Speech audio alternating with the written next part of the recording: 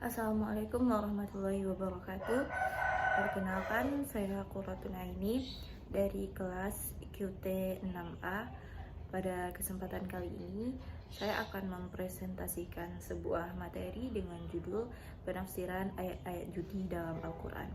Al-Quran sebagai kalamullah, wahyu yang Allah turunkan kepada Nabi Muhammad sebagai petunjuk dan sumber ajaran moral umat Islam. Maka untuk mendapatkan huda dari Al-Quran ini sendiri, maka umat Islam perlu untuk menafsirkannya. Posisi Al-Quran sebagai petunjuk dan sumber ajaran moral menjadikan Al-Quran tentunya menempati posisi sentral dalam pengembangan ilmu keislaman dan dinamika umat Islam sepanjang zaman. Maka untuk ini, penafsiran Al-Quran harus terus dilakukan. Dengan mengambil topik maisir atau judi dalam Al-Quran, maka di sini akan dibahas makna dan hakikat dari judi itu sendiri, pelarangan dan ilatul ilmi dari pelarangannya menurut perspektif Al-Quran. Kata judi pada umumnya disamakan dengan kata al-maisir, yang mana al-maisir ini akar katanya adalah al-yasr, yang berarti wajibnya sesuatu bagi pemiliknya. Akar kata yang lain yaitu al-yasar, yang berarti kekayaan. Juga berasal dari kata al-yusr, yang berarti mudah.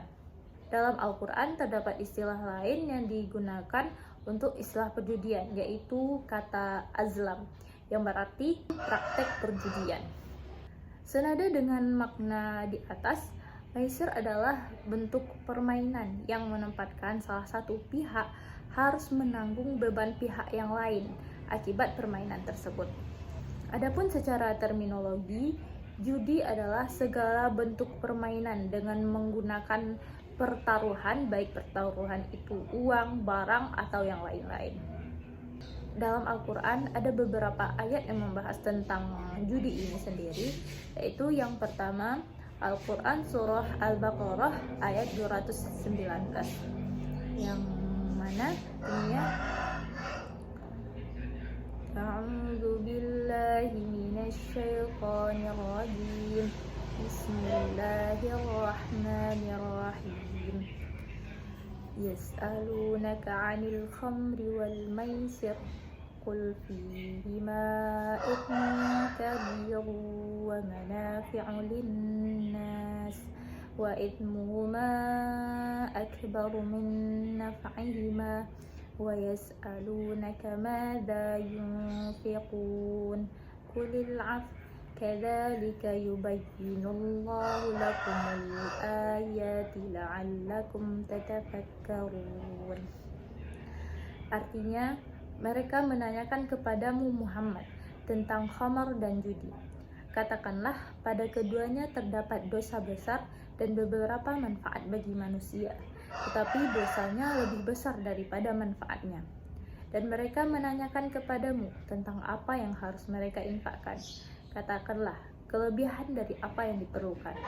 Demikianlah Allah menerangkan ayat-ayatnya kepadamu agar kamu memikirkan. Quran Surah Al-Baqarah ayat 219. Ayat ini sendiri menjelaskan bahwa pada buah kurma dan buah anggur dapat menghasilkan dua hal yang berbeda, yakni minuman yang memabukkan dan rezeki yang baik. Jika demikian, minuman keras, baik yang terbuat dari kurma atau yang terbuat dari anggur, bukanlah rezeki yang baik. Syarat pertama inilah yang mengundang sebagian umat Islam pada waktu itu untuk menjauhi minuman keras, walaupun belum ditegaskan bahwa minuman keras itu haram. Adapun dalam ayat ini, isyarat kuat tentang keharamannya sudah lebih jelas, walaupun belum tegas. Jawaban yang menyatakan dosa pada keduanya lebih besar daripada manfaatnya menunjukkan bahwa ia seharusnya dihindari, karena sesuatu yang keburukannya lebih banyak daripada kebaikannya adalah sesuatu yang tercela, bukan haram. Yang kedua, pada Quran surah Al-Maidah ayat 90 yang bunyinya Bismillahirrahmanirrahim. Ya ayyuhalladzina amanu innamal khamru wal maisir wal ansabu wal azlamu rijsum min amali syaitan fajtanibuhu la'allakum tuflihun. Artinya, wahai orang-orang yang beriman, sesungguhnya minuman keras, berjudi, berkurban untuk berhala, dan mengundi nasib dengan anak panah adalah perbuatan keji dan termasuk perbuatan setan. Maka jauhilah perbuatan-perbuatan itu agar kamu beruntung. Quran Surah Al-Ma'idah ayat 90. Dalam ayat ini Allah menjelaskan tentang beberapa hukum, yaitu yang pertama, hukum minum khamar, berjudi, berkurban untuk berhala, dan mengundi nasib dengan anak panah. Adapun perbuatan judi amat besar bahayanya bagi pribadi dan masyarakat. Judi termasuk merusak kepribadian seseorang, karena seorang pejudi akan selalu berangan-angan akan mendapatkan keuntungan besar tanpa bekerja dan berusaha. Seorang pejudi akan menghabiskan umurnya di meja judi tanpa menghiraukan kesehatannya, keperluan hidupnya, hidup keluarganya, dan menyebabkan sebuah rumah tangga akan hancur.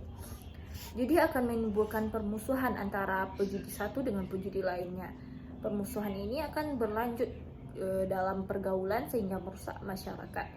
Banyak rumah tangga yang berantakan, harta yang musnah karena judi.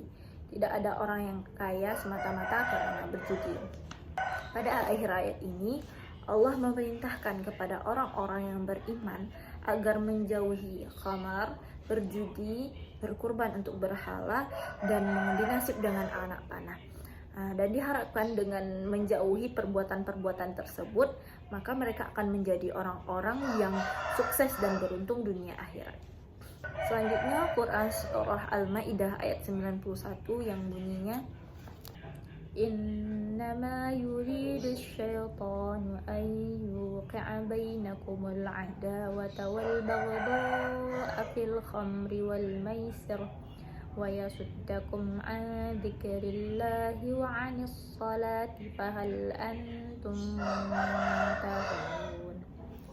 Artinya, dengan minuman keras dan judi itu, setan hanyalah bermaksud menimbulkan permusuhan dan kebencian di antara kamu dan menghalang-halangi kamu dari mengingat Allah dan melaksanakan salat.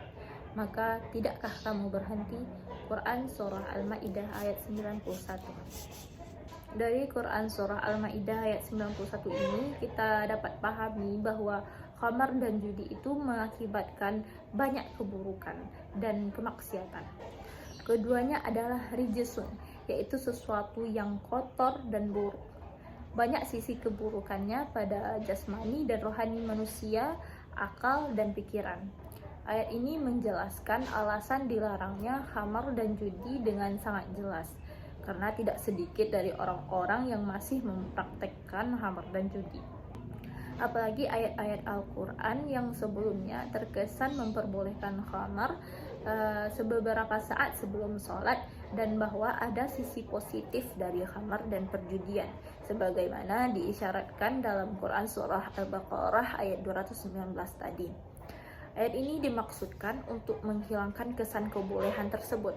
Sesungguhnya setan itu hanya bermaksud dengan mendorong dan menggambarkan kesenangan serta kelezatan khamar dan perjudian untuk menyebabkan permusuhan di antara kamu.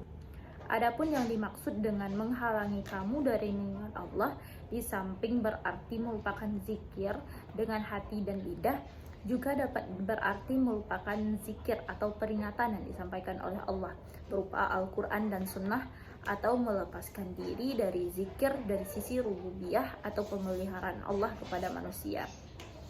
Melupakan sisi rububiyah Allah dapat mengantarkan seseorang hidup tanpa arah dan tanpa pegangan. Kesimpulannya, berdasarkan pemaparan beberapa ayat tentang pelarangan judi dan khamar di atas, dapat kita lihat bahwa pelarangan khamar selalu bersanding dengan pelarangan judi. Hal ini dikarenakan dua kegiatan ini adalah dua kegiatan yang selalu beriringan. Dua kegiatan ini tidak terpisahkan satu dengan lainnya. Di mana ada perjudian, dipastikan di sana ada minuman keras. Karena dua hal ini adalah kebiasaan buruk masyarakat jahiliyah pada masa itu. Larangan minum khamar dan judi ini diturunkan berangsur-angsur bagi masyarakat Arab. Karena bagi masyarakat Arab, khamar dan judi ini sudah menjadi adat kebiasaan sejak masa jahiliyah, di mana jika diturunkan sekaligus dikhawatirkan akan sangat memberatkan bagi umat Islam pada masa itu. Adapun mengenai illatul ilmi dari dilarangnya judi ini dalam Al-Quran, berikut adalah penjelasan dari para mufassir. Ali As-Subuni menjelaskan hikmah daripada dilarangnya maisir atau judi ini adalah karena maisir atau judi dapat menimbulkan permusuhan dan kebencian antara para pejudi, melupakan seseorang dari mengingat Allah dan sholat, merusak masyarakat karena dapat menurunkan etos kerja, menjadikan orang bermalas-malasan dengan menunggu keuntungan tanpa ada usaha, menghancurkan keluarga, menjadikan seseorang bangkrut, dan terkadang membuat seseorang mengakhiri hidupnya. Baiklah, demikian pemaparan materi tentang ayat-ayat judi dalam Al-Quran. Atas perhatiannya saya ucapkan terima kasih, dan saya akhiri dengan Assalamualaikum warahmatullahi wabarakatuh.